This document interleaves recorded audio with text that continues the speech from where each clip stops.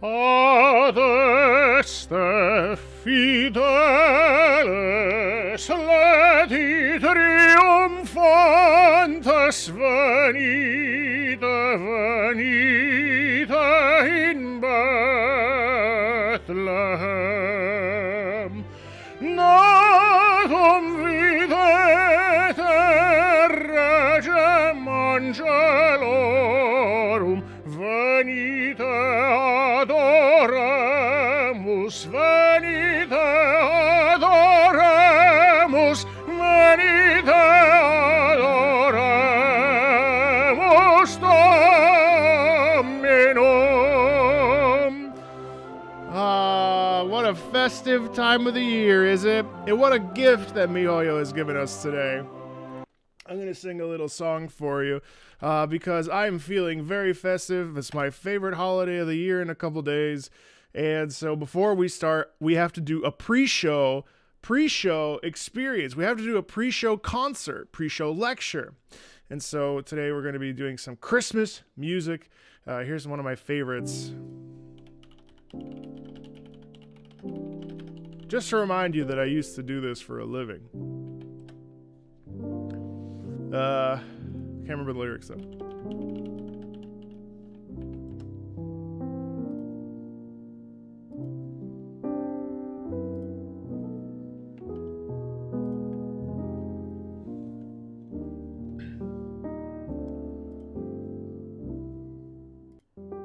I have to reset. Chestnuts roasting on an open fire, Jack Frost nipping at your nose, Yuletide carols being sung by a choir, and folks dressed up like Eskimos. Everybody knows a turkey and some mistletoe help to make the season bright. Tiny tots with their eyes all aglow will find it hard to sleep tonight. They know that Santa's on his way. He's loaded lots of toys and goodies on his sleigh, and every mother's child is gonna spy to see if reindeer really know how to fly. And so I'm offering this simple phrase to kids from 1 to 92. Although it's been said many times, many ways, Merry Christmas to you.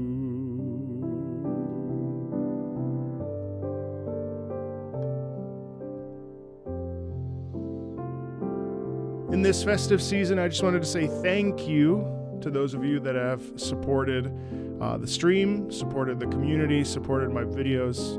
Just been so generous with your time and presence in these streams. It makes a difference and it means a lot. So thank you so much, so much, so much. And so I'm offering this simple phrase to kids from 1 to 92. Although it's been said many times, many ways, Merry Christmas to you.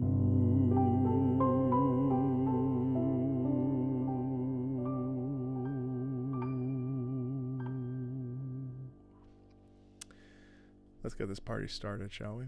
Welcome, welcome, welcome. Today's a big one. I'm excited. Yasunori Nishiki, the audio director, the music director for this concert. If you don't know Yasunori Nishiki, he, of course, was the composer for Octopath Traveler 1 and 2. And that's very exciting. Let's check out Melodies of an Endless Melodies of an Endless Journey is exactly what I said. Good night. Good night to you. Thank you for coming, even for saying hello. Thank you, Haberchi. Subscribe for 4 months. I appreciate you. All right.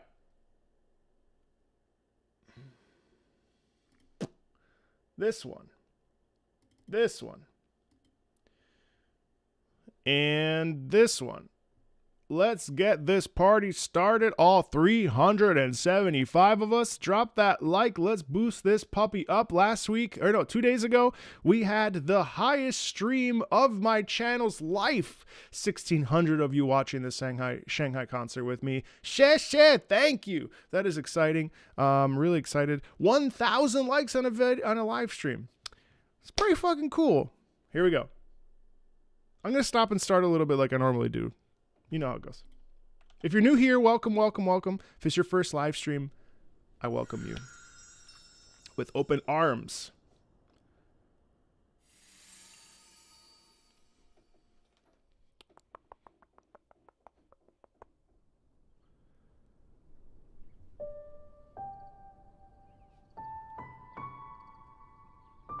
Beautiful. Piano introduction. I love that. You feel that too, right? You feel like the morning dawn, as it were, the morning dew, the coolness on the grass, the like the spinning flowers, the stretching, you know, the sun rising at the distance. Isn't it funny how like a very simple piano melody, only the piano can elicit just so much sparkle? It's cool.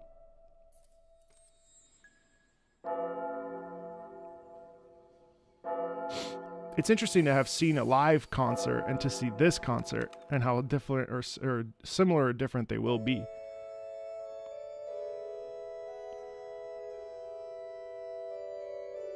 Who's playing the organ? Oh, a person. Oh, that's cool. We never heard Windborne Hymn in a concert before. I thought it was a character from Genshin, in fact. They did such a good job there. Look at this. This is how you do a digital concert.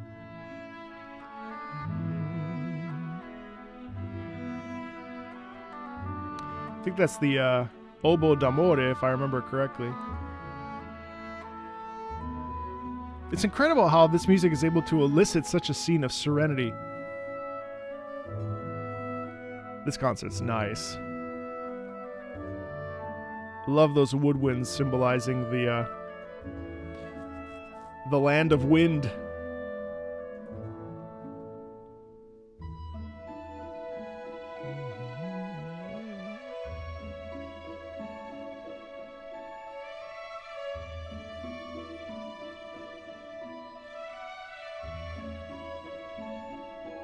Wow.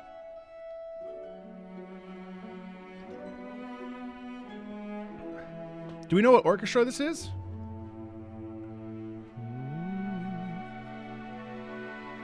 Jono, no. London Phil. Thanks, Casey. Good to have all of you that knew that.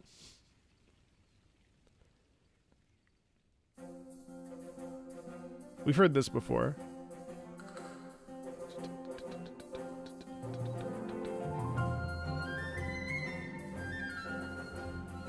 Love that bright piccolo sound, highlighting that hustle and bustle.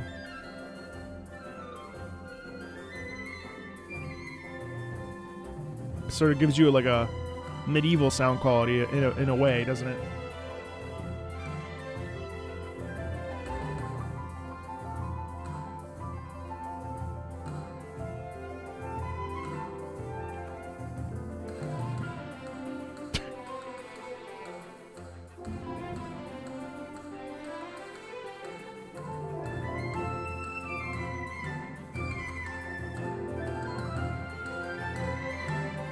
I love the subtle, intense energy in this too, yeah? Oh, shit. Watch out. Okay, nothing happened.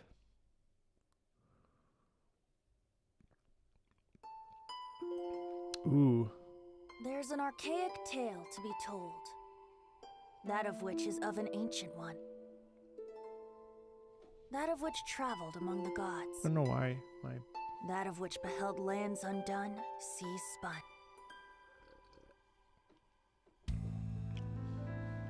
Okay, so we heard a different version of this live the other day.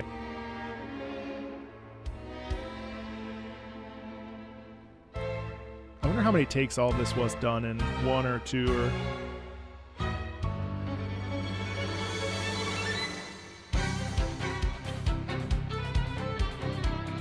I love the crispness here in the up bowings and the down bows.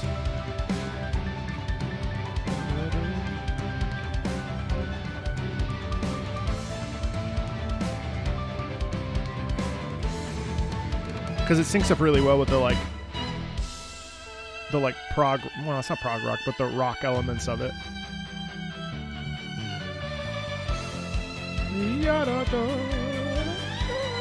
Nice slide there too.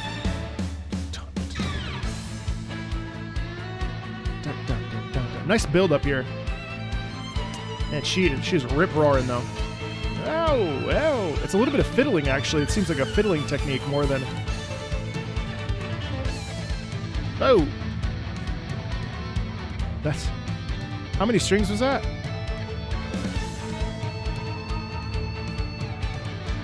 Like 1, 2. It's a lot.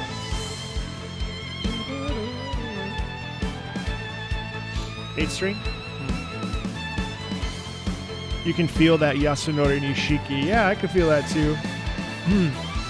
It's giving me Octopath Traveler 2 main like boss theme, battle theme.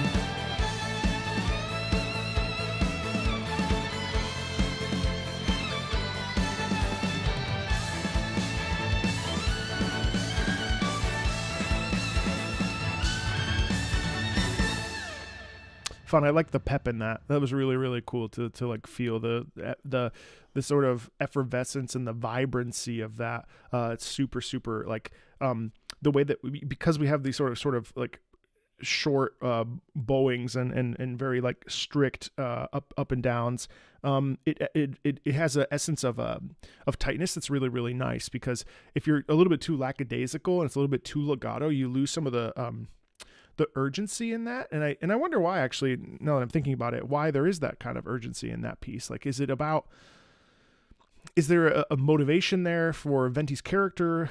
You know, this sort of sense of, oh, we have to do something really quickly. We have to do something really fast. Is it confidence? Is it like a charming character? Is it like the rock elements make me think about like getting something done or having to move quickly into, I don't know, finishing something up. You know what I mean? Like, so it's fun how the way that we down bow and up bow and move in with the strings coupled with the rock elements, it creates an interesting dynamic of intensity and intention. Whereas if it was, you know, more legato or a little bit sloppier, and not in the playing, but in the production of the legato line and of the phrasing, where things are kind of blurred over each other, measure wise, you know, it would have a different sound quality. So that's cool.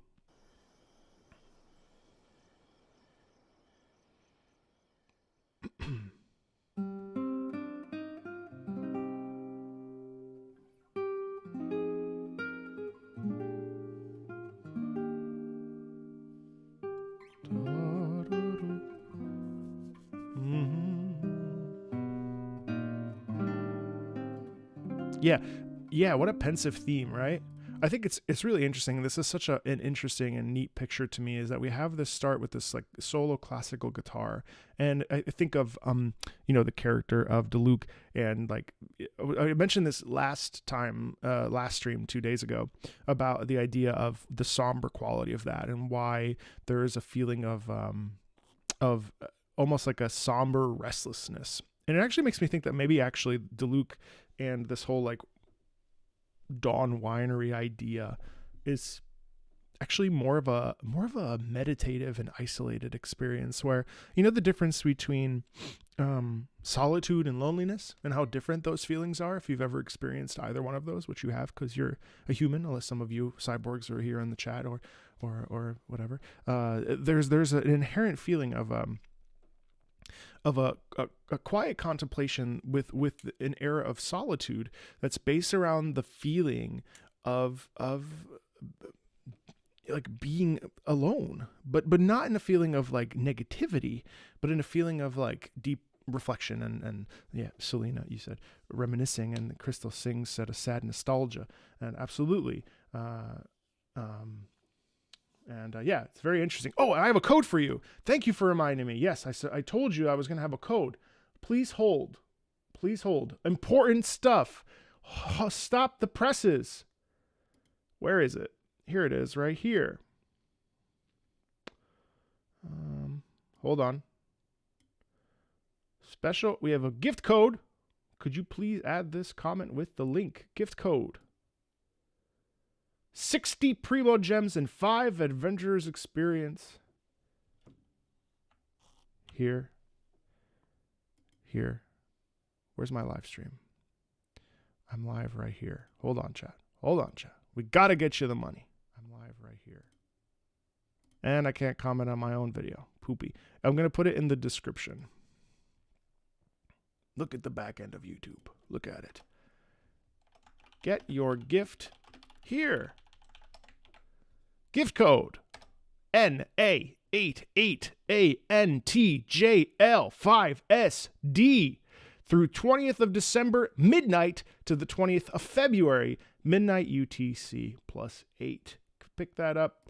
I'm going to go ahead and grab this hashtag I was told to grab. There you go. Hashtag. Boom, boom, boom. Go get that code. It's in the description. Don't leave the live stream, though. Don't leave the live stream. Or leave. It's your call. All right. So, solitary stuff.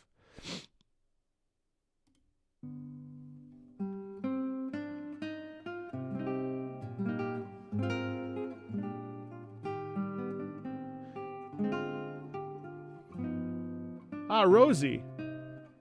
DeLuke was solitary at a point in his life after his father passed away and traveled to the Cryo Nation to avenge only to come back.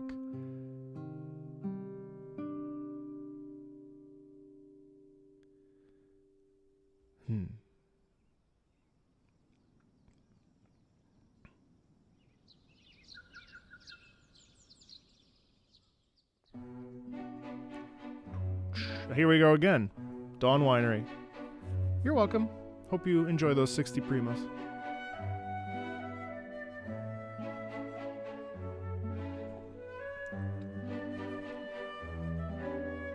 But here too, listen to the crispness.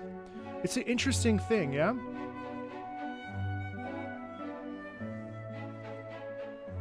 You're welcome, Yautini.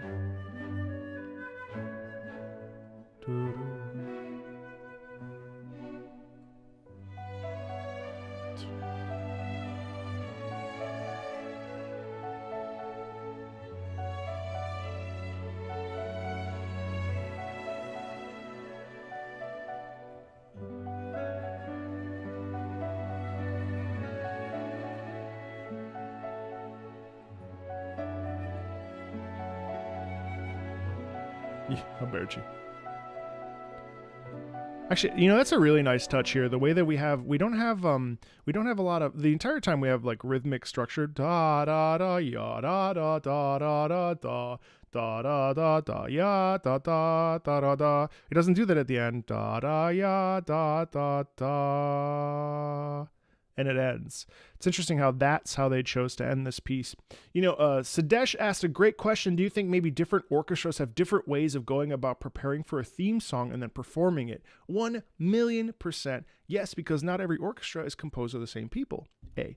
And B, when you have a different music director, in this case Yasunori Nishiki, the way that the music director organizes, well, I don't know that the music director organizes the program, but the music director kind of helps coordinate how things should sound, right? That's like the general idea. And then you've got the conductor that in the rehearsal process, they're the ones who are moving and sort of looking at the score and being like, this could be a little bit cleaner, this could be a little bit cleaner, let's tighten up the rhythm here, let's do this or do that. Sometimes like the flute here had a lot of articulation with the rhythm, and while they were playing the melody, the rhythm was very precise, but it wasn't robotic because that's inherent in the quality of the player. So it's all based on several different factors, but no orchestra or no singer or no musician will ever sound like another. It's a really complex thing that is really interesting. So one thing for me, for example, when I was singing professionally, I would get into, like, let's say the last gig I did in France, when I was singing Macduff, the way that I sing, alla paterna mano non vi fu scudo cari. Now, a conductor could say, a music director, who's usually the conductor as well, not in this case, he'd be like, okay, Marco, that's good. Can we try a slower build up to paterna mano? So we want to have a crescendo into paterna mano because that's the crux of the word. So instead of going alla paterna mano, let's do this. Alla paterna mano.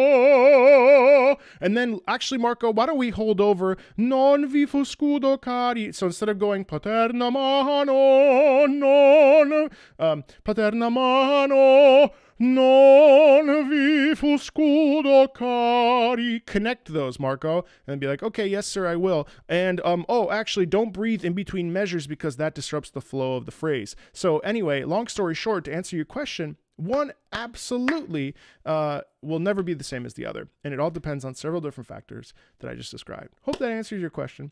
And you're welcome. I am happy to carry you through your shift. You're welcome, son.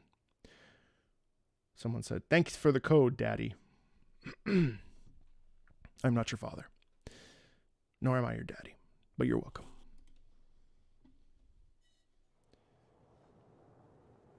Klee again?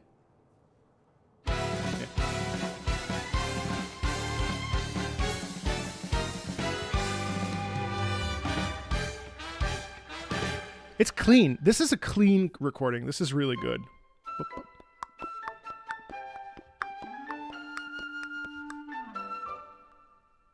Code's in the bio.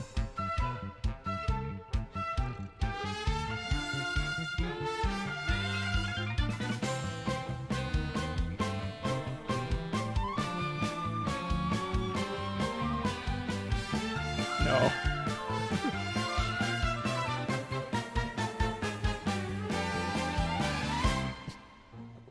You could say it's clean. That's cute. I love the stank on that, huh?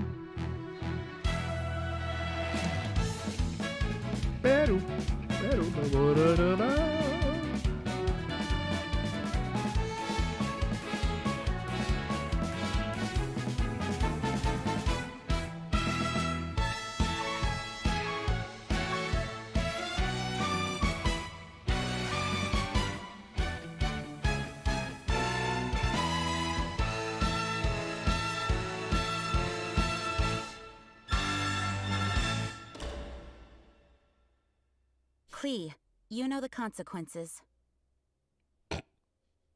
It's a fun song, isn't it?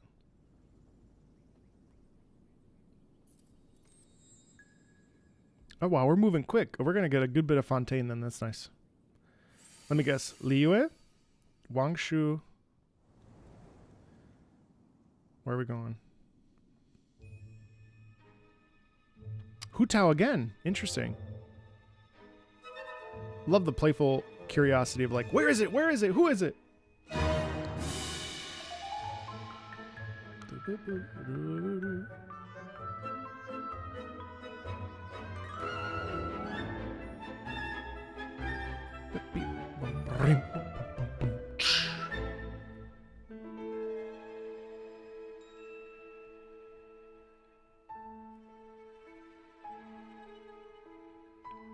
I love the interactivity with the...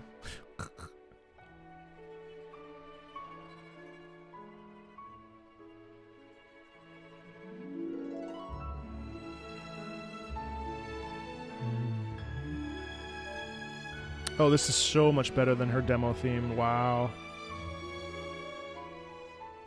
That's so melodic. It tells like the story of Hu Tao's personality. Playful, but also like really loving and caring. But she can't avoid getting in trouble, right?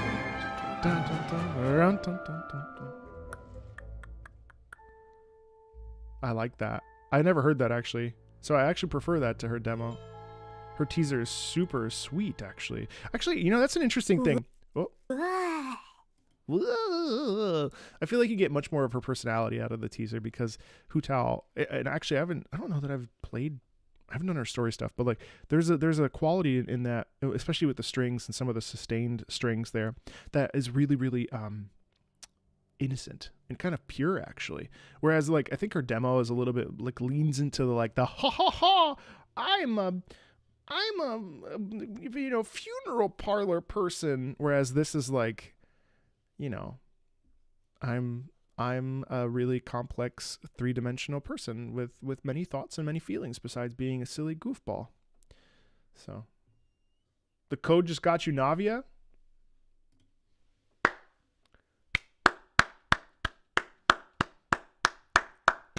I'm so happy that I could do that for you. That is my gift to you. Merry Christmas. Please stop calling me father. I'm just so happy for you. Slow clap. Oui, enfoncé dans le chat. I'll give you a shot.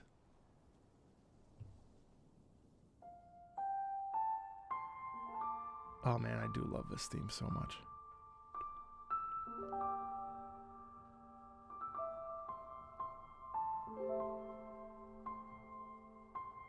Clear skies over Leva is so beautiful.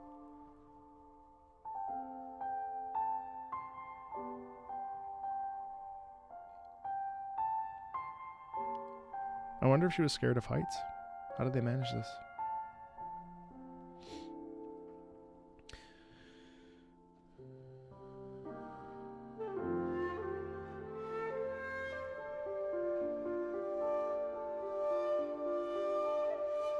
Chad, is that the Shao?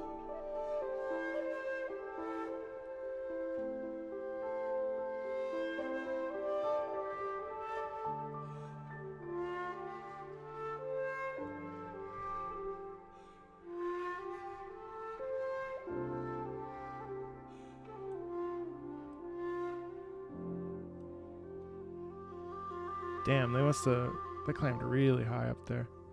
That's impressive. You know what I realize about the Shao now that I've been listening to a few times? Thank you for chat for confirming that with me.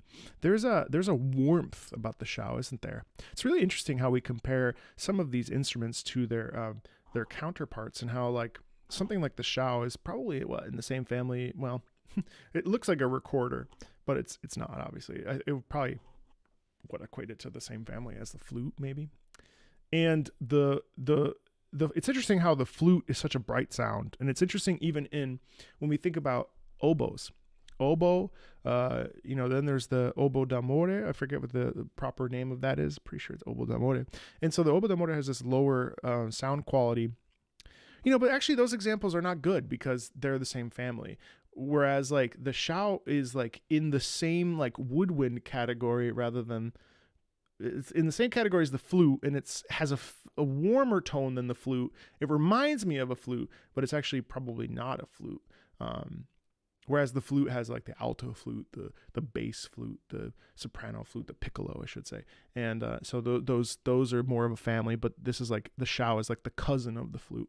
But the warm sound quality there and the quality of it gives off like this breathiness almost. It's beautiful. And also one of the things that I really like about these particular pieces, and I think Yupeng Chen in general, I believe this piece was composed by Yupeng Chen, is the use of the stripped away piano, so that we only have like one instrument, and in this case we have two instruments. And it's such a delicate thing, isn't it? It's like so tender and so like you want to like protect it. And it really, I mean, if you look at this image, this is my favorite part of the game, actually, this and all of the Nezuma, but this particular section of Liyue is just so stunning and so sublimely beautiful.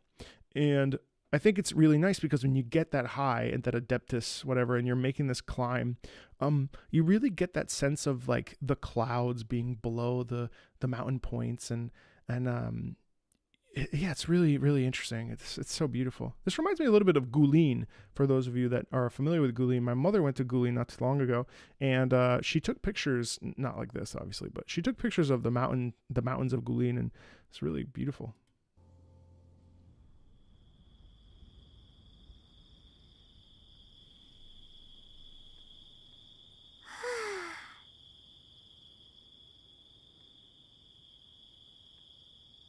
To the blind, Oh, ciao, Daniele. everything may not be as it appears. Buonasera. Of course, another Genshin. A Lover's Oath. Oof. See what I'm talking about? Isolated piano.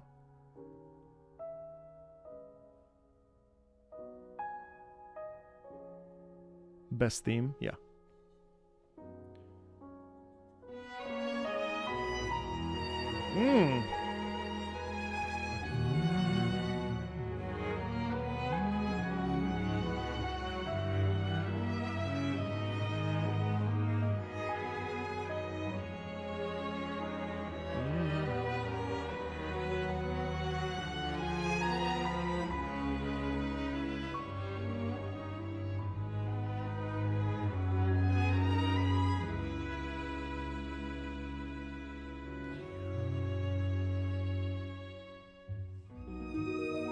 I love the transition there, because you think it's going to end, and then we're like, actually.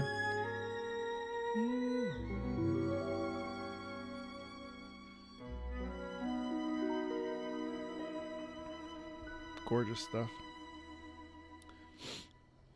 And I think, you know, this a piece that's that short, like I like you, wish that this piece was slightly longer.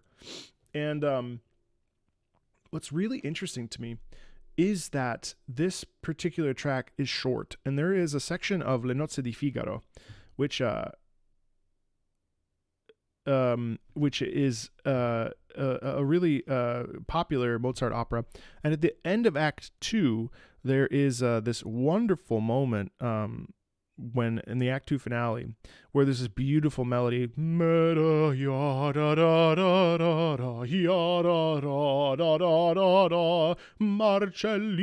Marcellina, ba ba da ba da da, and you would think that that would continue because the melody is so beautiful. But actually what ends up happening is the melody ends and we go back into this faster section. And what I wish is that the melodic, it's funny because if it were longer, that melody that we are savoring and enjoying may actually become a little redundant or not as meaningful. But because it's short, much like life itself, because life is so short, we can really milk and enjoy that moment of melody, even if it's only 30 seconds, or in the case of Lover's Oath, 1 minute and 30 seconds. It's funny. It's a funny thing how I, like you, wish that this, you know, Lover's Oath was just a little longer. But I think it's a beautiful, simple, this is beautiful and simple. I don't know.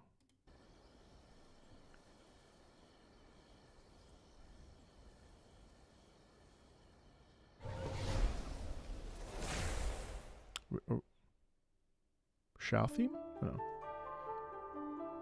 Wow, it's interesting. This is very similar to the Shanghai concert, huh?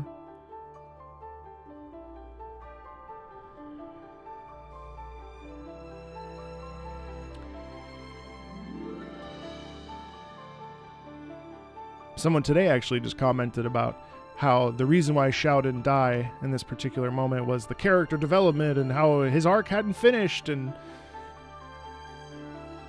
you know how I feel about this.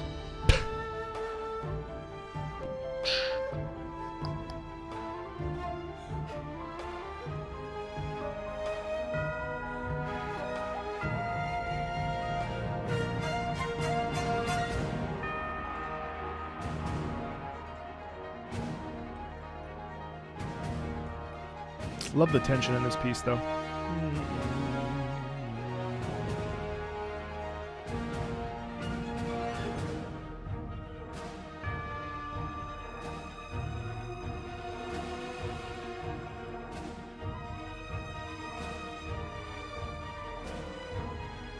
Yeah, the edit here is phenomenal. It's beautiful, and I like that's what we know from in-game, but not.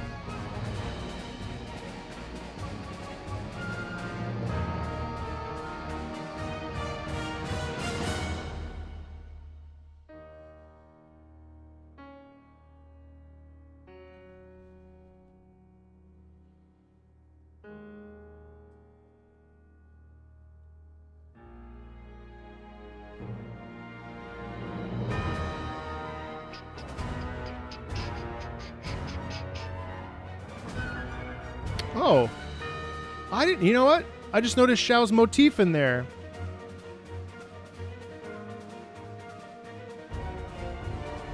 Oh, in there too.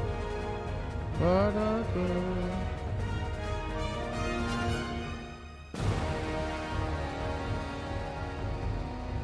I missed that the first listen. That's cool.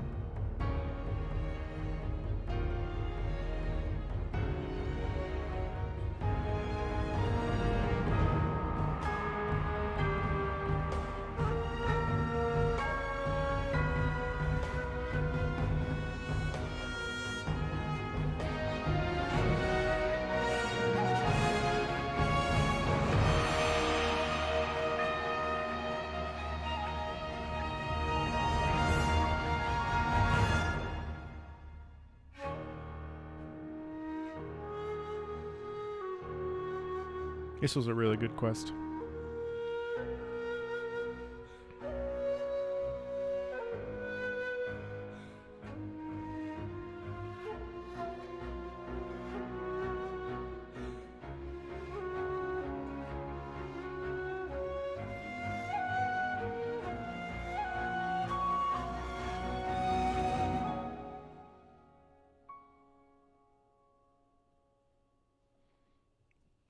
I don't see anything wrong with using a playable character that died.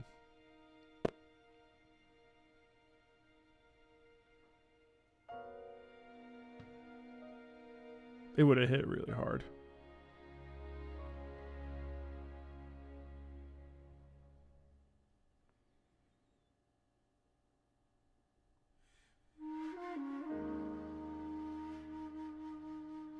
I mean, I understand why he didn't die, obviously. Especially with Zhongli helping him, obviously. But in my headcanon, he did. Oh. Of course.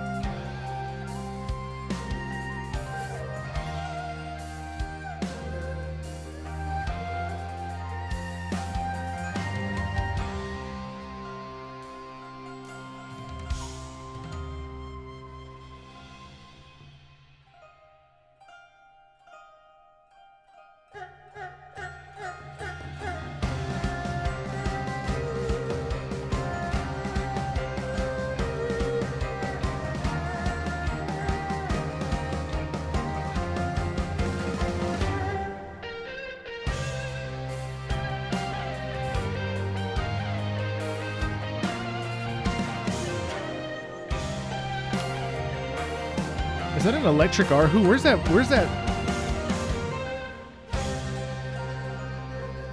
That's a really nice sound quality there. What was that?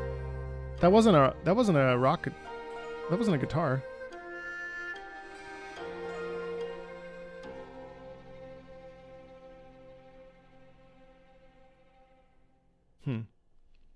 Hold on.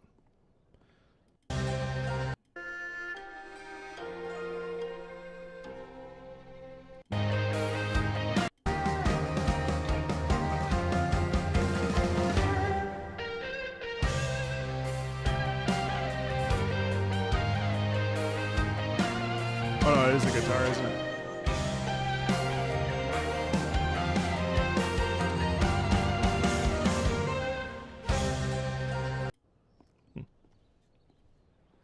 Yeah, there was a guitar in back left.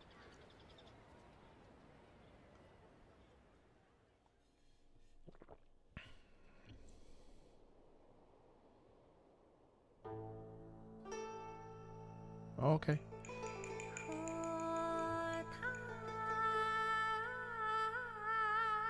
Let me just say, so I have a thought. You know, I think it's really hard to see this, like a live performance of this and then get this, which is probably not live. And especially because this program is essentially the same as the Shanghai concert program and also like the touring Genshin concert. Actually, I think that probably makes sense because of the nature of, like, you know, kind of promoting that concert. Not that this is, but I find it kind of funny that, like, the Shanghai concert just dropped, like, what, 5 days ago? We watched it 2 days ago. And then now we're essentially getting the same things. So it's immediately less impactful, Genshin impactful. It's not to say it's bad, obviously. It's actually super well produced and the effects are great. And I think this is a great way to have a digital concert that is very, you know, I think it enraptures us and it makes us want to pay attention.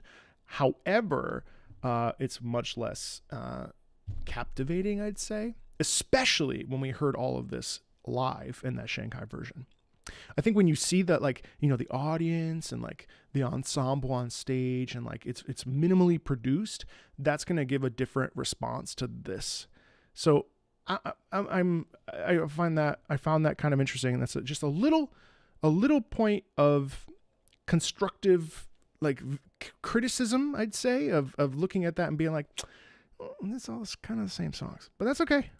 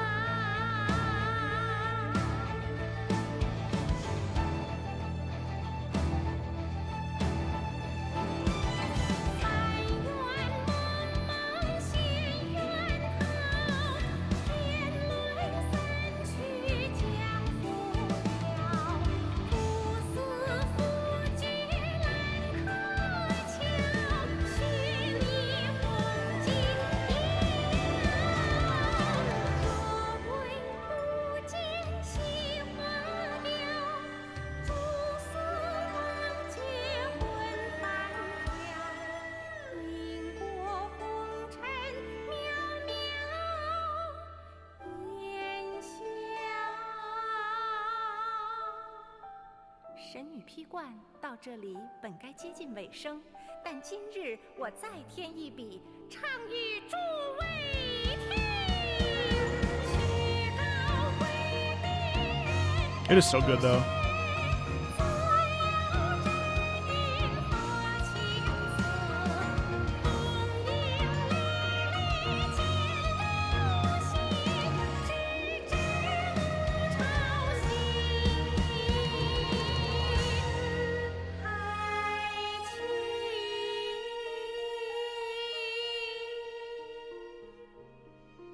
彼时鹤归，茫茫天地无依靠，孤身离去。今日再会，新朋旧友坐满堂，共聚此时。A couple thoughts. Someone up here mentioned something that I wanted to point out. Rhea Sanka said, I think this one recorded a long time before the Shanghai concert was held, considering the editing required, 1,000,000%. And I likely believe that was what happened exactly. Would I prefer if they released the two videos in the opposite order? On your donation! No, I think that the order is fine. I just think maybe actually like delaying the concert to like February would have been better. Well, it's hard February because of Lantern Rite, but like sometime in January or March. Not that it really doesn't really matter though. If this is the same digital concert was released further along down the line from the concert that we just saw from Shanghai, do you think it would be more or less successful? Equally successful. I don't think there's ever going to be a Genshin concert that is not successful. Let's put it that way. I'm not sure how I feel about the maybe they're trying to captivate a younger audience. I think what MiHoYo is trying to do, actually, which is really smart to me, is to synthesize the difference between a live concert and a simulated concert, because they know that it's a virtual outlet, and so they're providing that service of giving us a concert without having us to pay for it. Well, except for the whales. Thank you, whales. I think it's actually pretty interesting, and I think like I think people would watch it even if it didn't have all this stuff. I also think it's probably fun for them to attempt new things. It's pretty cool. Yeah, it's a really interesting thing. Oh, and also, yes, I watched all of the Honkai Impact concerts. There were 3 of them. One of them I did back to back in the same live stream, and then there was a third I watched as well. Yeah, exactly, Runato. They did this for the Honkai concerts too.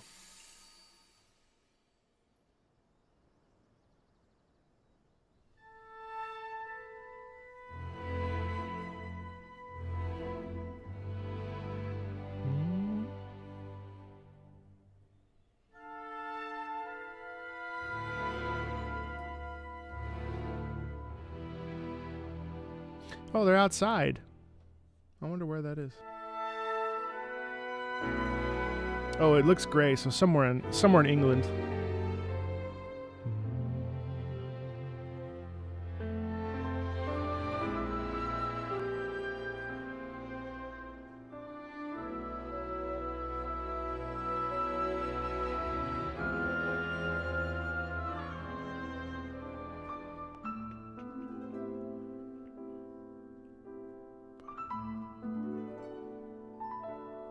I like this. This is pretty stylized and interesting. I wonder how much playing they actually did outside, or if it's just like staged that way. You know? Whoa, did you see the vibration on the harp like that? That's so cool. You never get to see fun like stuff like that.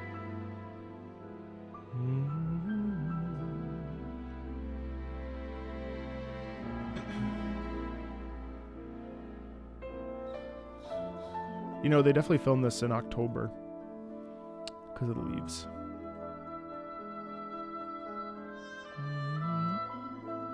I love the oboe.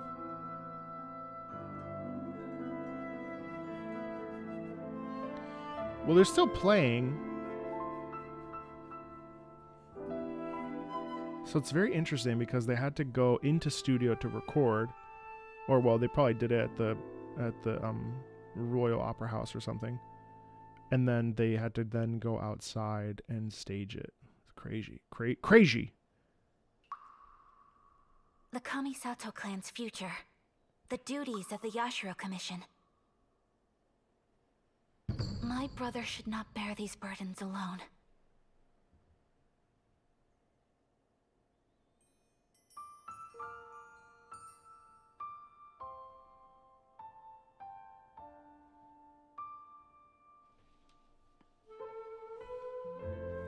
Is this Wet Socks?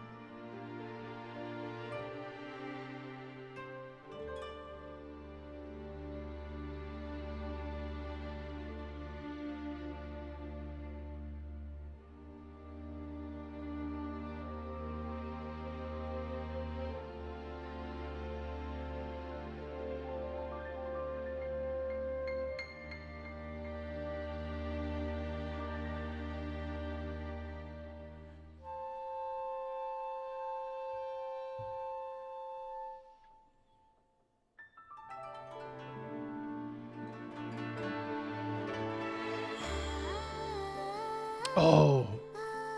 Oh, Soar in the Wind. Yeah, I love this one.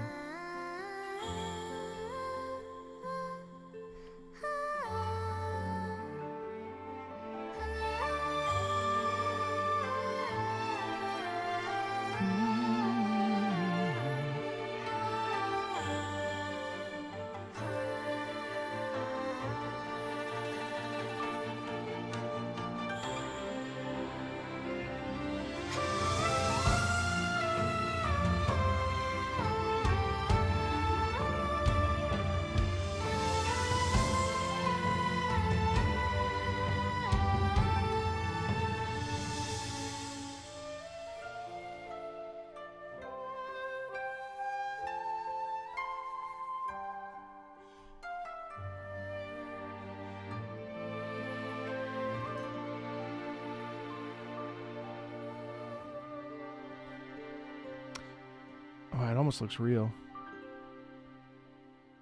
Wow. That was beautiful singing by that child too. I'll talk about that in a second.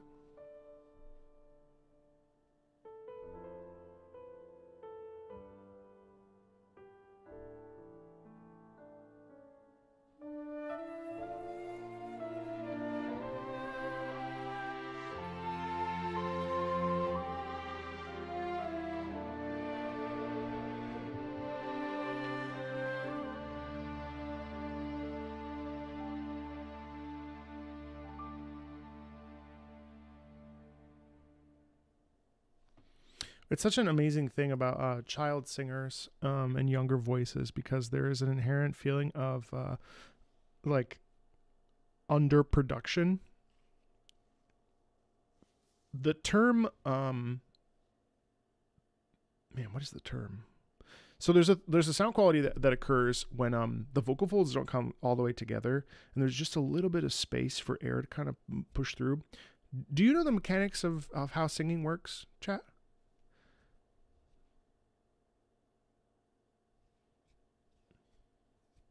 Just curious.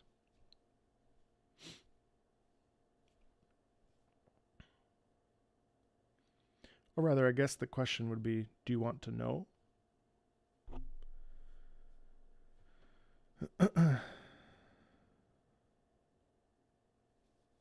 I'll explain it to you briefly. So essentially, when we train vocally, when we train for singing and opera singing, especially, obviously this child is not opera singing, but one of the things that we focus on is the idea of getting our vocal folds to come together. And so what you want when you're, I had a thought that I'm not going to say out loud because it's inappropriate, but when you look at the vocal folds from like the back of the throat down into the structure of the larynx, it looks like this. So, okay. I'm not going to say that. It looks like this. Looks like I'm doing the universal sign for the, never mind. So it looks like this, and, and so there is, our vocal cords are literally these, like, they're super thin and they're white. And when they come together, they vibrate. Okay? They vibrate like this. And so the key thing here is that when we singing, they go like this. And so the air is coming out.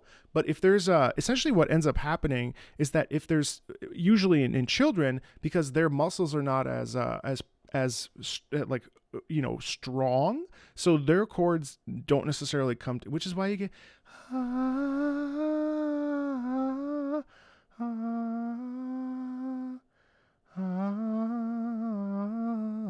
it's very different from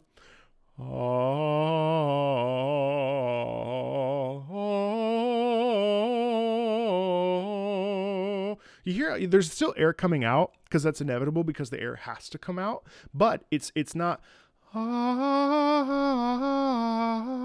And this is the term for this is hypo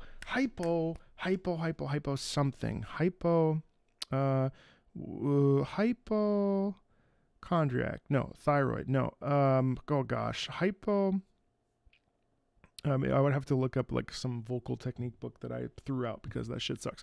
Point being, that's why you hear in children, you hear this beautiful, innocent, childlike sound because their chords are not all the way, like they're coming together, but there's so much air that just blasts forward, probably because of the musculature. And so, if there's any people that know a structure. So anyway, all that to say, like, that's why you get that pure sound quality, right? It's really interesting to me, but not interesting enough to take a vocal pedagogy class again. I'll tell you that much.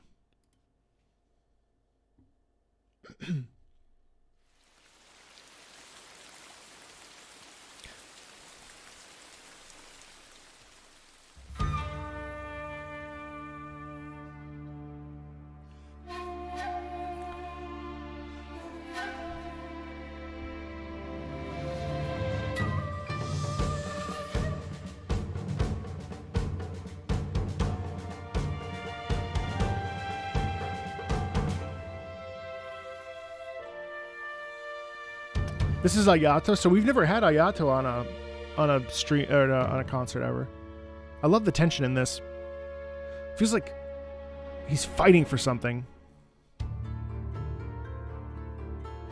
Oh yeah, actually. Nice swell in there.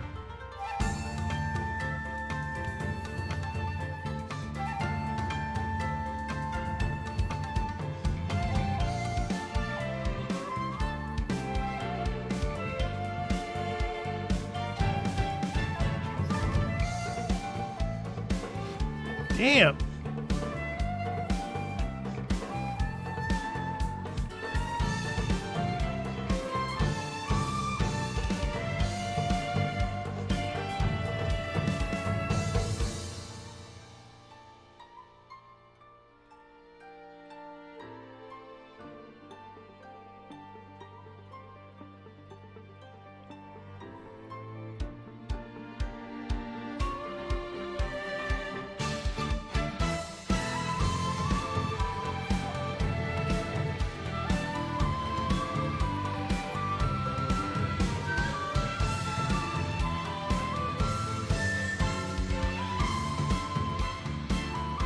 Hypofunctional, yes. Thank you. Hypofunctional, thank you. I like that. I've never heard it before.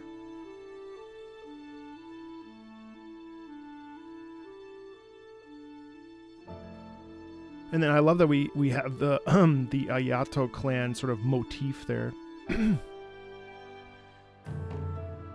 Da, ya, da, da, ya, da, da. No, I haven't seen all the demos because I want to eventually do this like demo video where I watch every single demo and talk about it. I should probably just do that as a live stream. Spend an hour.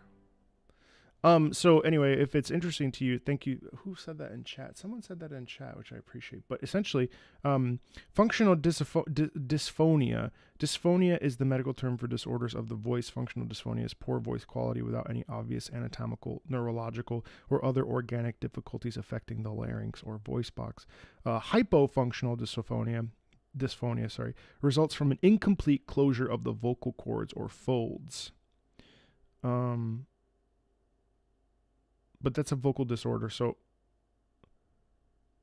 I feel like that still applies. I'm going to do more research on this because now I'm actually curious to make sure I was giving you the correct information.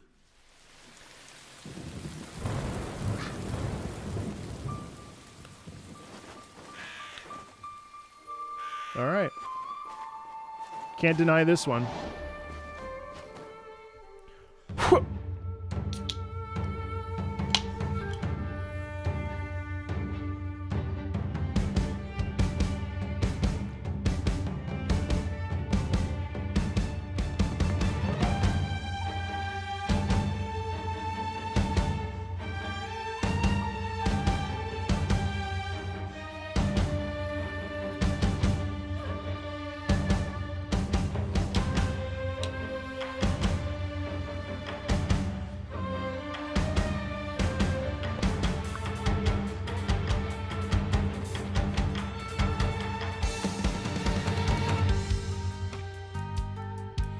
it just doesn't land. It's really amazing to hear this music like performed with live instruments, but it's hard with these EDM tracks. It just it's inevitable. Also, his 3 Mile Stare is phenomenal. It's so effective.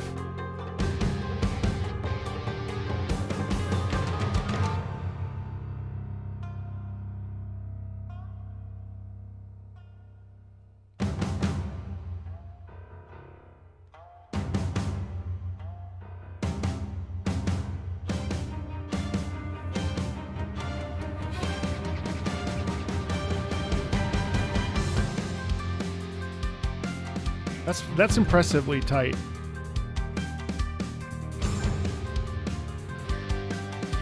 Don't clip that.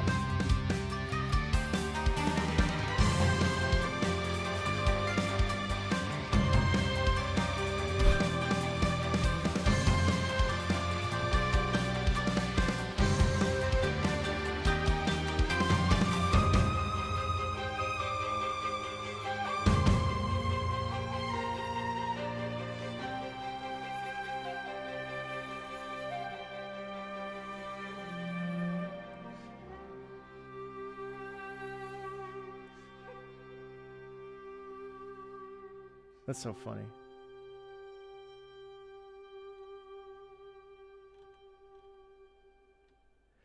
Hevel says it's called having several versions. Hey. Yeah, that's true.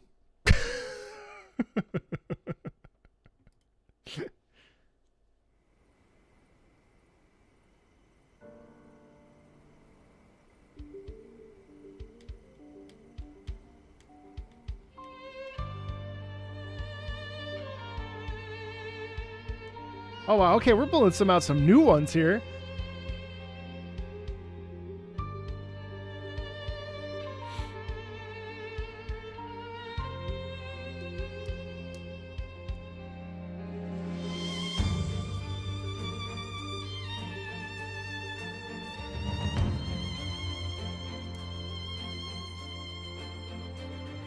Would you like me to have Yai Miko's voice actor on the channel?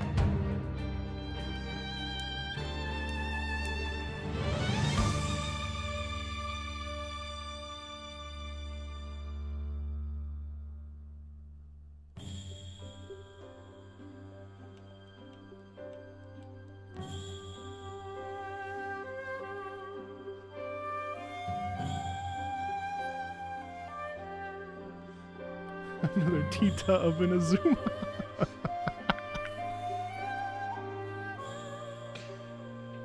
I'll ask. We were supposed to earlier in the year. I'll ask. I'll reach out to her.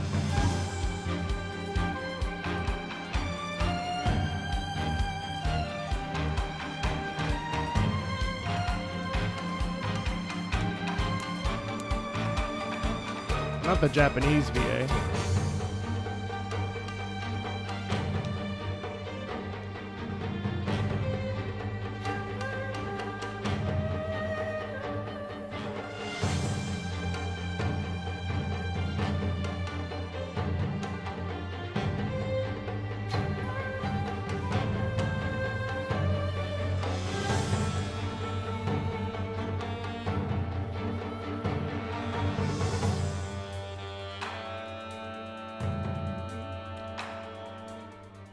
I like that with the sax. That's cool.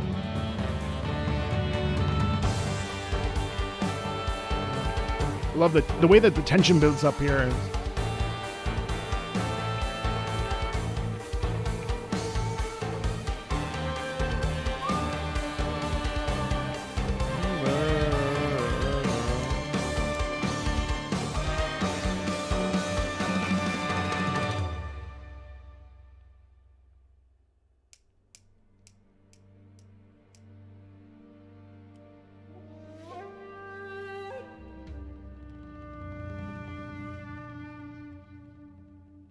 Yeah, Inazuma definitely leans on that like mystery sort of sound. It's interesting. Oh, Sumeru, okay. And it's an interesting thing how it leans on this sort of mystery vibe, you know. Also, what am I drinking? I'm drinking Olipop, not sponsored. cherry Coke. It's got 5 grams of sugar. Is Rotana Filipino? As you know, Miss Meatball's Filipino. Salamat po.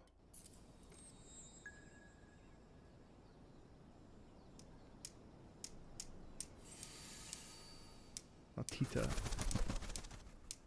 I want Anne to come back on. I love Anne.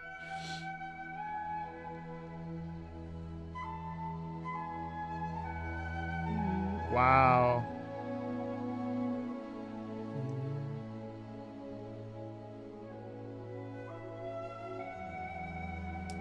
I love the open quality in that flute. It feels so expansive. It's so interesting. She came to Manila. Nice. Let me DM her right now.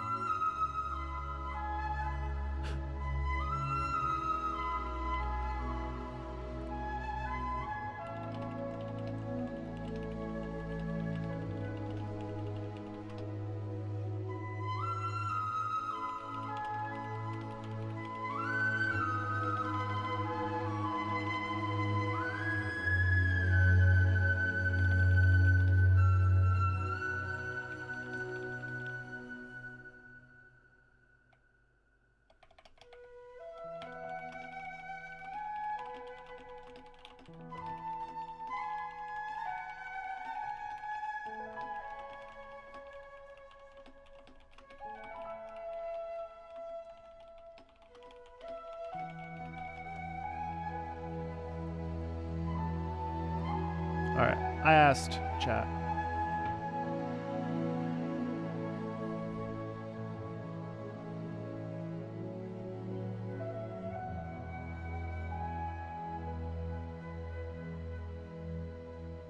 I have to say, looking back on Sumeru, it actually, I know I had some folks unsubscribe when I said that Sumeru wasn't as good as Fontaine 4.0, which, okay, well, whatever.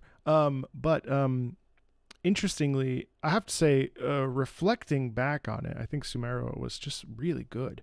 It's interesting how things have sort of done this sort of bell curve thing, and it really started with Sumeru. But I think musically, from a musical perspective, in a lot of ways, I actually think Sumeru, now that I'm sort of like letting the sort of debris settle a little bit, I liked Fontaine's music, but I think Sumeru's music is more interesting to me. It's a little bit more, well, given the region, it's a bit more earthy, and it's a bit more, it's a little bit more complex for obvious reasons, I would say. And I think now that I've listened to quite a bit of Fontaine's music, not on the channel, which will rectify it in the new year, but like if Fontaine is very like Western, very like classical music adjacent, especially some pieces which were very classical music.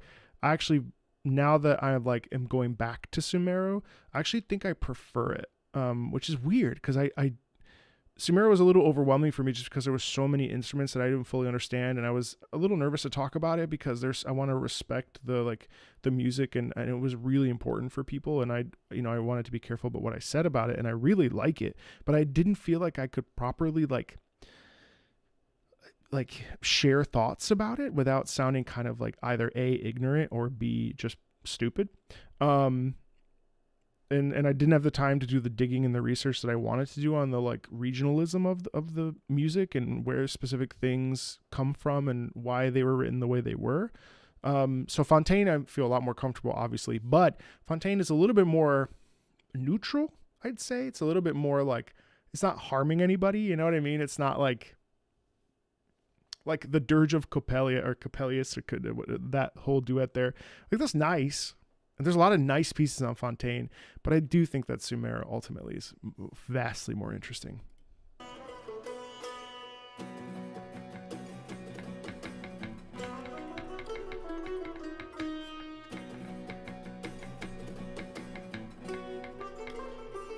Who said exotic was a bad word? I don't think, no, exotic is not a bad word.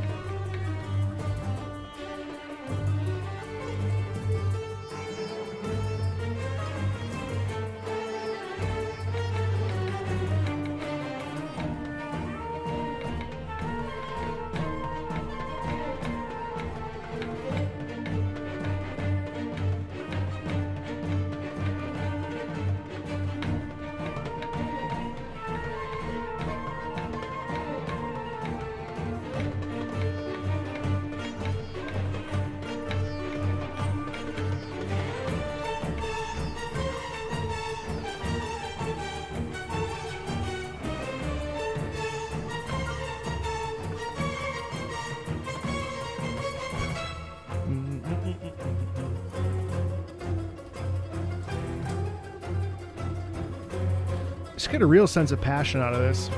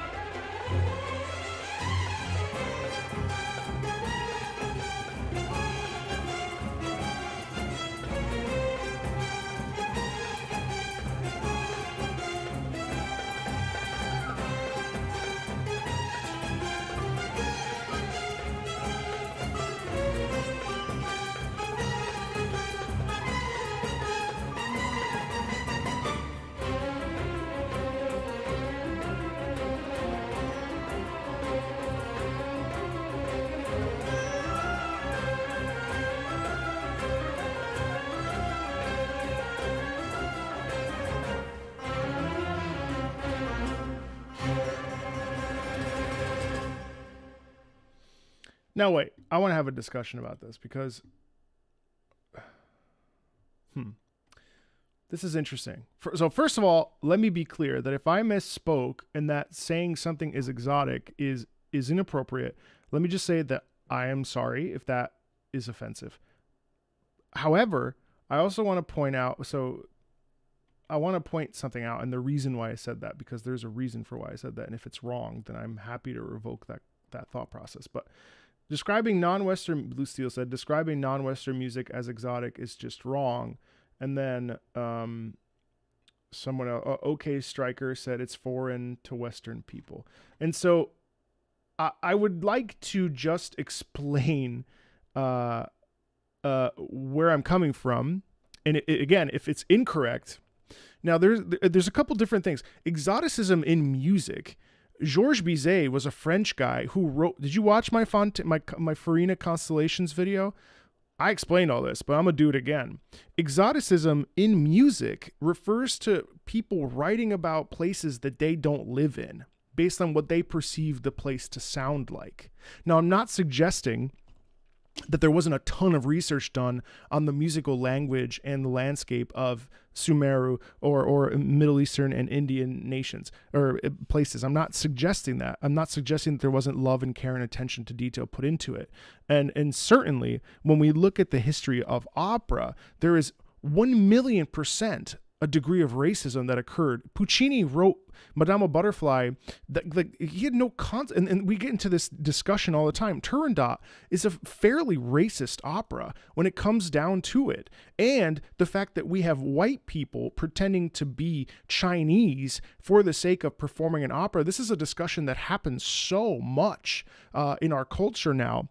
And even when I did a Madama Butterfly, the woman who played Cho-Cho-san, the lead of Madama Butterfly, was not Japanese. And there are many techniques that are used to make a person look a certain ethnicity. And that actually is unequivocally wrong to do because it stigmatizes and it doesn't promote, the importance of cultural diversity.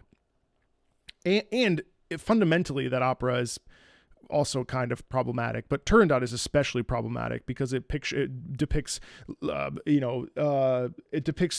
as this like fiery person who executes anybody that gets in the way. And so there's a whole thing. It's funny because it's actually performed quite a bit in China, based on my reading. But the point is that like Puccini wrote an opera called La Fanciulla del West, which is a story about like gold miners in the turn of the century in the United States. Technically, that's exoticism because he didn't go to the US. He's not a US person. It's like a play on ideas of what is perceived to be a place, right? So the soundscape is what is perceived to be Western, right? And that's what you hear when you hear that opera. Georges Bizet is a prime example where he took Le Pêcheur de Perros, which I don't know as well, so I'm not going to reference, but Carmen is a super famous opera that is steeped in exoticism for what he perceived the music of Spain in whatever time period to sound like. Therefore, that's where I'm coming from when I'm saying exoticism. By no means that I mean that in an offensive sort of way.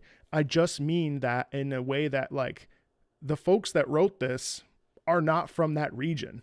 And so therefore, despite the knowledge, there is a degree of like, it's like when people are like, oh, not me, but the comments are like, oh, it sounds like Arabian Nights. Does it? Okay, but like, first of all, let's not say that. Second of all, how do we explain why that music sounds the way it does and educate people so that they understand the modes that go into that music and the tonal structure and the microtones and all the different ways that things are that way in that culture musically? That's a very important conversation. So anyway, yeah, sorry. Just want to make sure that we're clear here. Because that is not what I meant. That said, there are also the flip side of that. Exoticism is like the sort of the other concept being like, whatever, that can also be a derogatory reference. But that's certainly not what I was suggesting.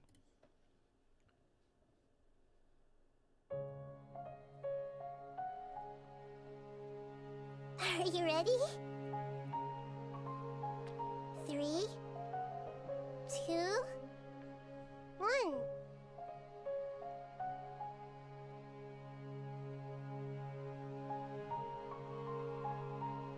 I mean, either way, it's pretty interesting, but I really want to avoid a misunderstanding there. I take everybody too serious, and then all of a sudden I'm on Twitter.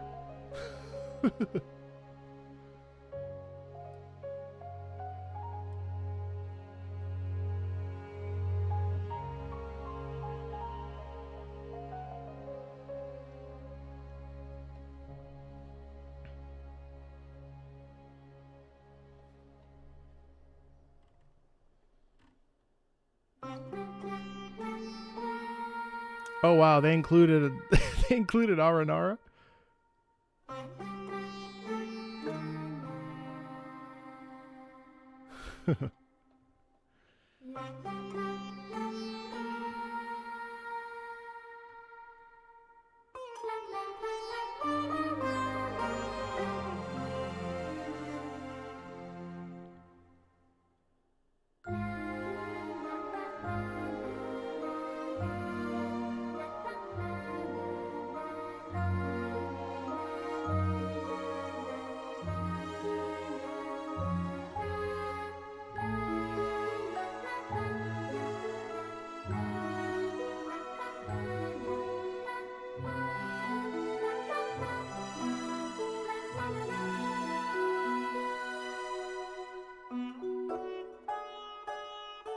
Oh my god, that.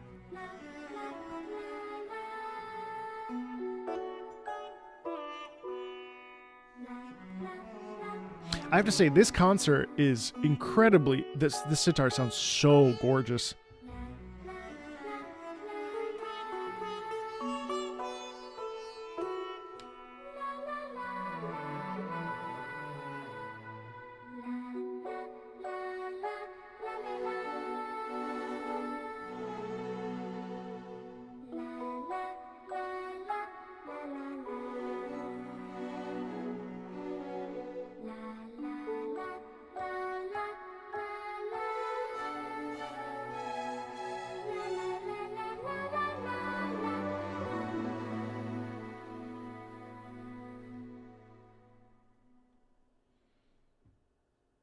Yeah, but this whole concert has been really, really clean.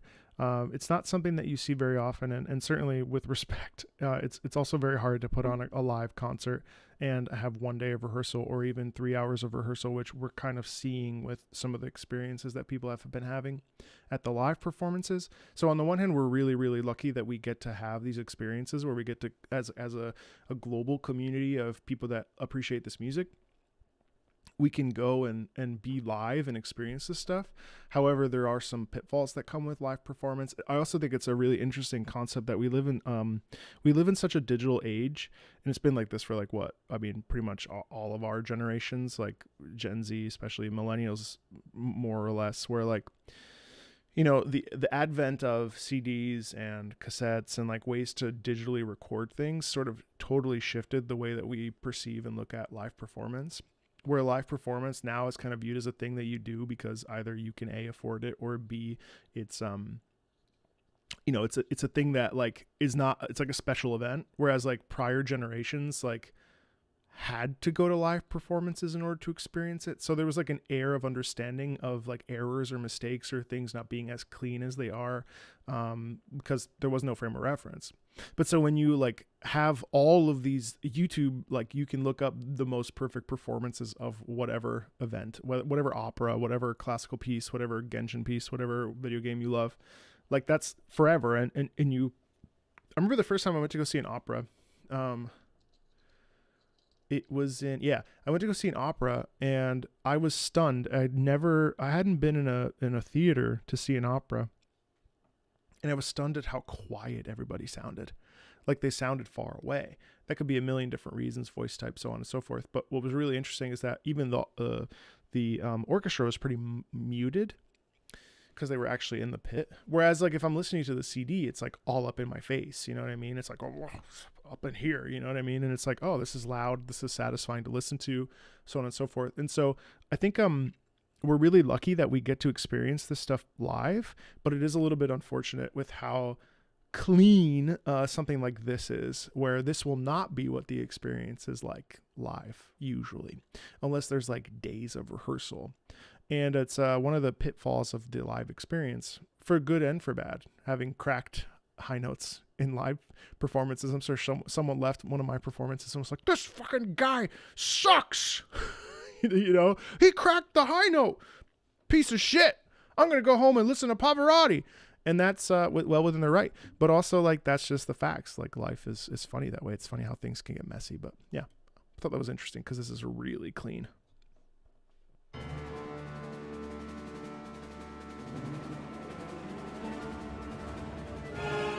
Oh shit, really?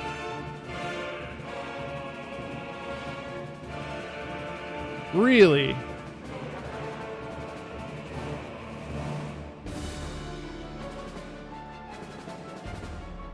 Oh.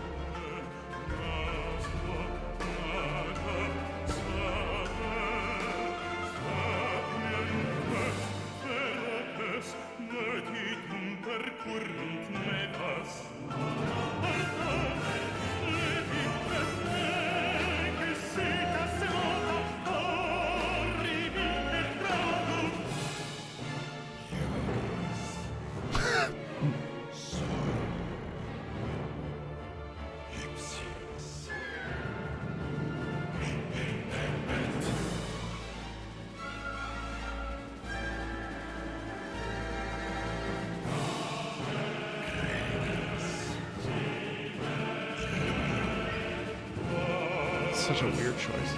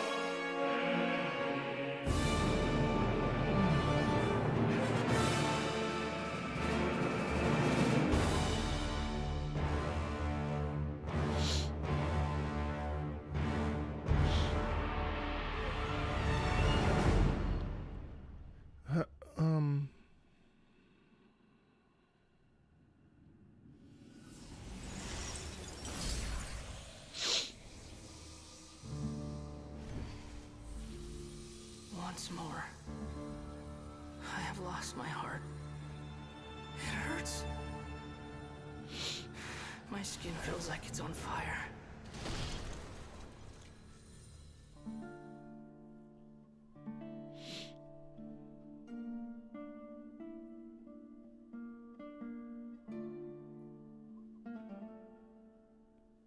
Discussion? No, I will abstain.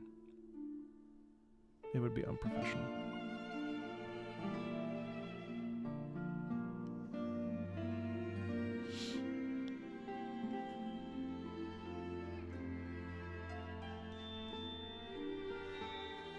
Probably ashes in the shape of a heart. But that's not a real heart. Maybe. But what if hearts can be born from ashes? Such a beautiful piece.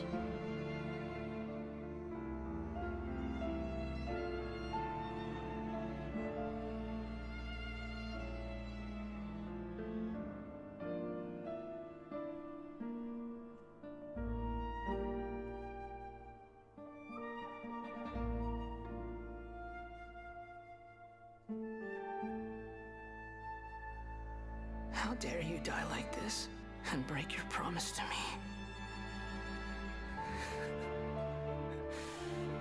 What a joke. It's just ashes. Oh, I got goosebumps. Holy shit. Nothing left but ashes. I got goosebumps on my legs. Yeah, it's good. So sublimely piece, like sad. If only I could have burned to death in that fire too. And then the Inazuma motif in there too. It's just so beautiful. In fact, I wish I'd never been born at all.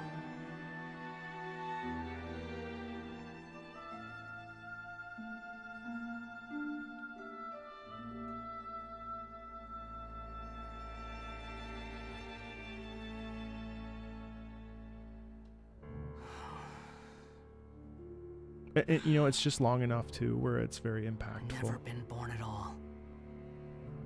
Is that really all you wish for? And Patrick, of course, was phenomenal. You want my comments? So as far as oh, good, here we go. As far as the performance, I think it's hard. It's interesting to me because I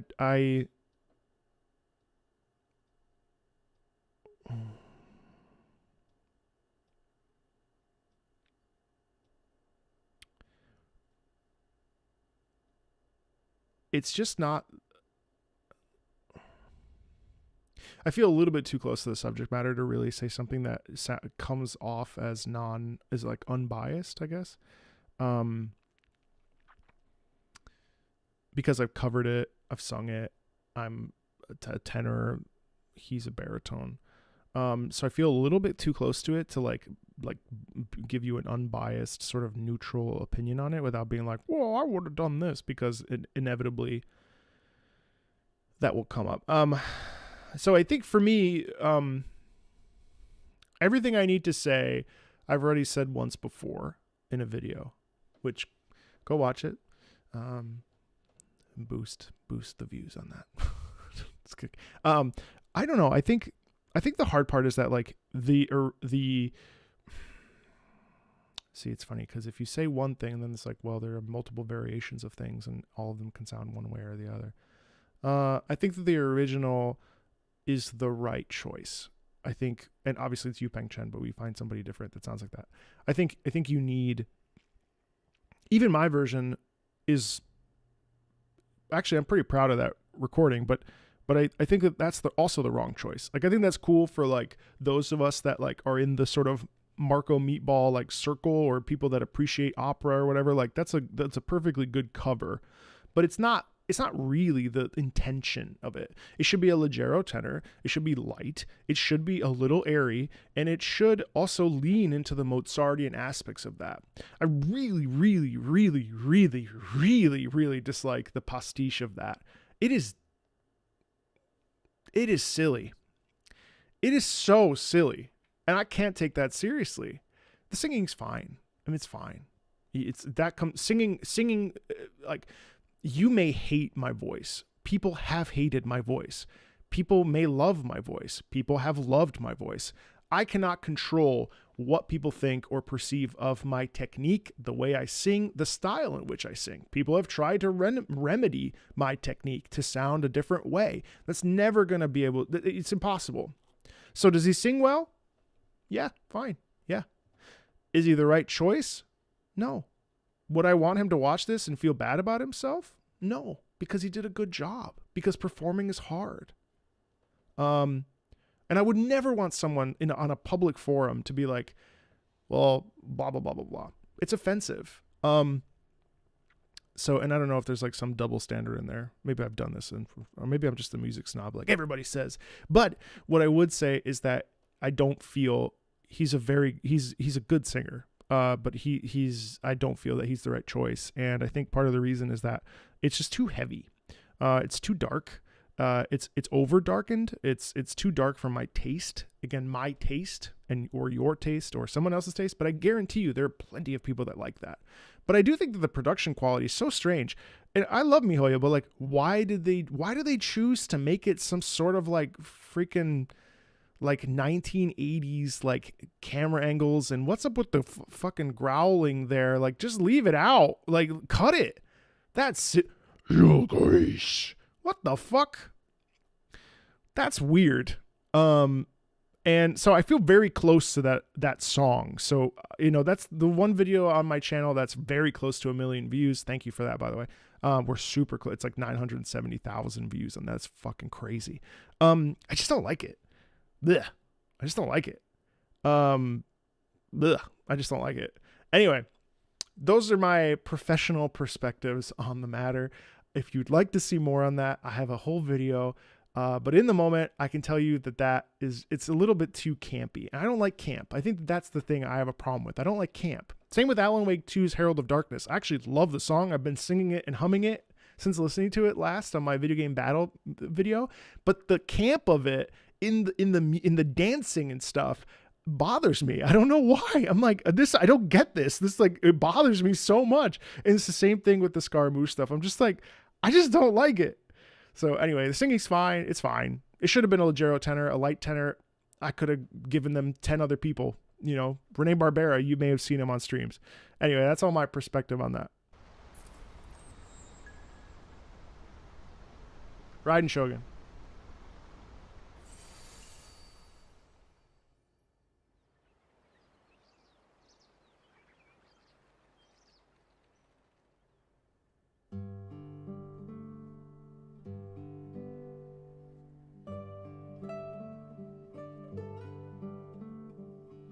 This is beautiful.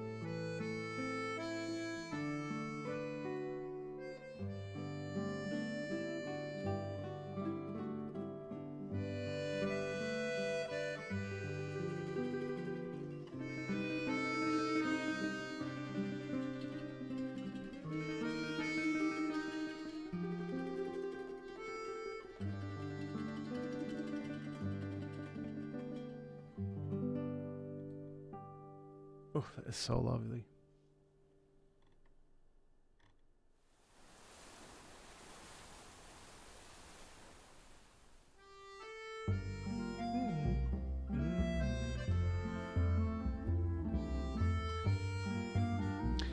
I think this music is more like music that you enjoy while doing stuff in the background. It doesn't pull me as much as like music that I want to listen to every second, like I have with like a lot of the Inazuma tracks. It's so lovely and so vibrant. It's very easy listening, Brianna said. Yeah, it's true. And yeah, Nether said it's chill. Yeah. Yeah. I like to fantasize a Belle Epoque Paris where Genshin music is played by street performers. Yeah.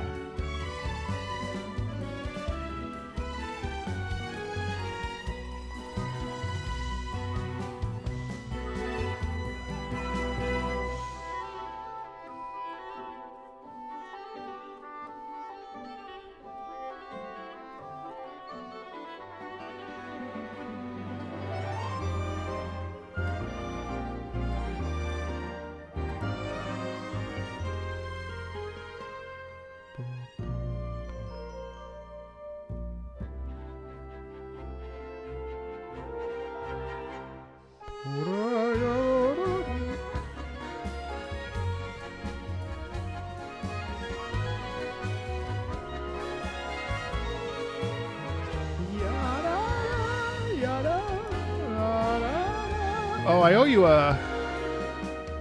owe you a second. I owe you the battle theme. Number 2, was it?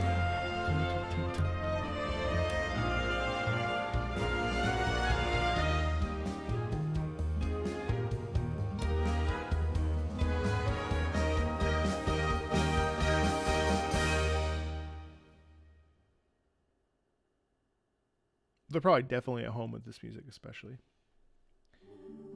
Video de what? That's, don't even tell me that's all we get from Fontaine.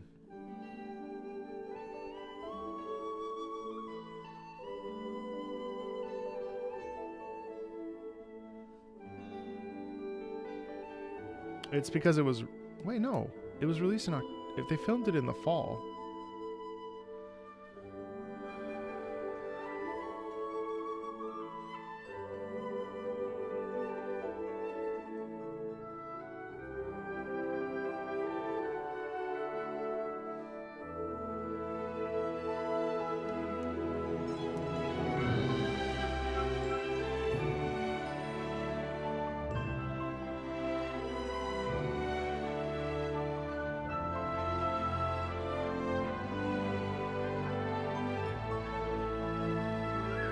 I hope we get some of the Focalor stuff from near the end.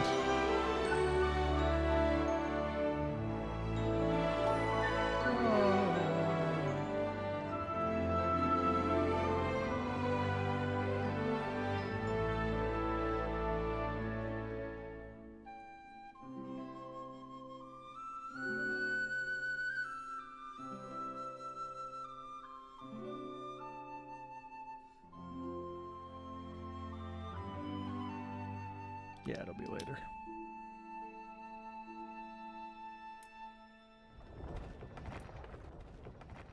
Huh.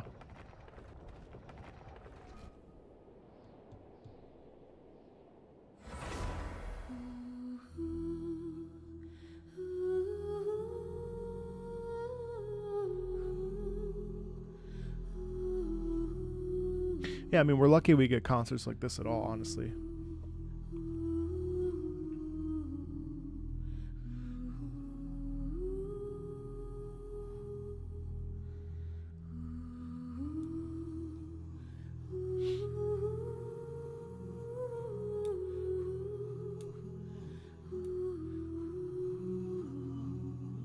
Thanks, Wales. Someone on Twitch sat. Meowtini said, "Thanks, Wales."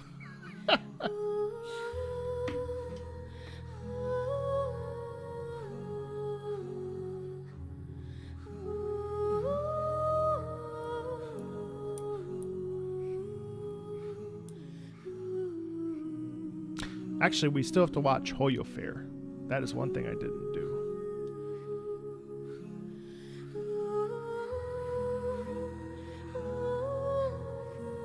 Wow.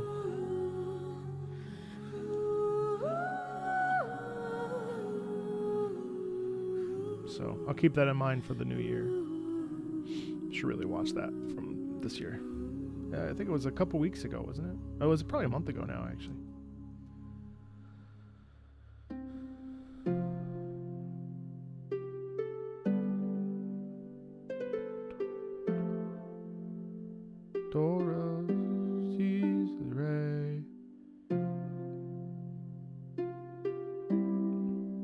Did they film the creators do this? Like some creator, someone. Are these creator clips?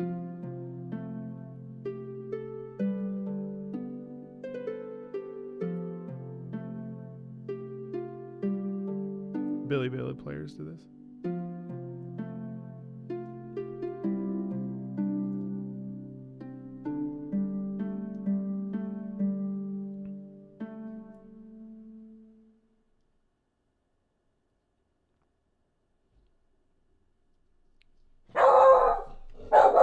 Jesus Christ. Oh, oh, oh! Oh my God.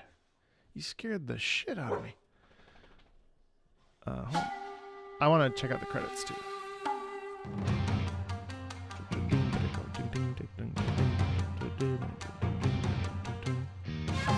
Yasunori Nishiki.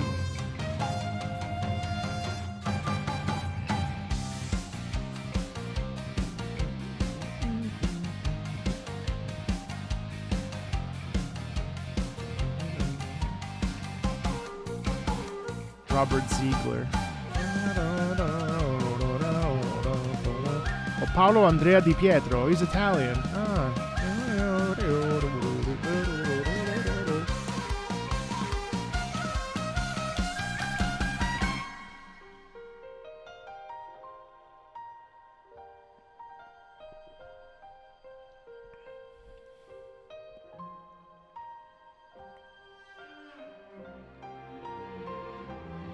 Dimeng Wan. Yu Peng Chen, Yu Peng Chen, Yu Peng Chen. Simai Wan, Yu Peng Chen. Dimeng Yuan, Do Yang Yang, Yu Peng Chen, Dimeng Yuan, Yijun. I gotta learn how to pronounce these names. Peng Chen. Oh wow, Soar in the Wind, Dimeng Yuan. Shan Ding? Deming.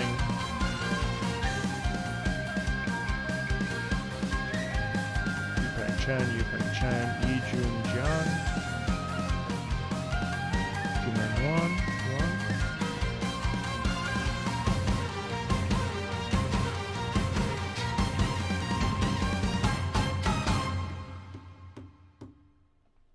Cool. Chad, I mean, is there anything I can do for you? Before we launch into the holiday season and you don't see me for a week, I won't do any other streaming, or I won't do any other things today. Oh, what the hell is that? That's the Elder Scrolls Skyrim winter music. But I figured if there's any questions or something, we already did Navia. Oh, 4.3. I don't know that I'm going to play 4.3. Okay, this was a mistake. Cover Skara with official lyrics. The lyrics you get are the lyrics you got. Sing La Vaglette. I don't know. I probably won't. Say positive words to make you feel good. Feel better.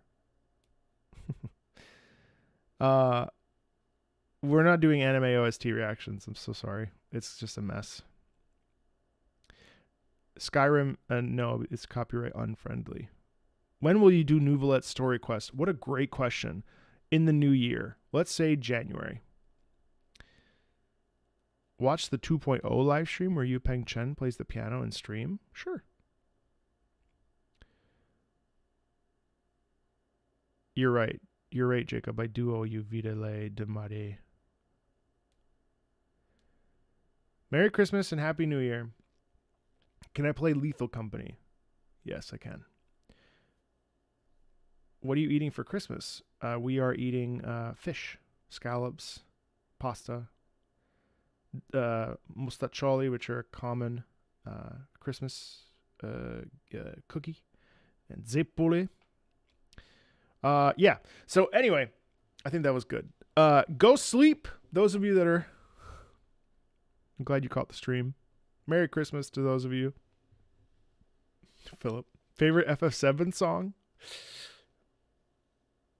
I think Bombing Run. And probably One Winged Angel or Genova.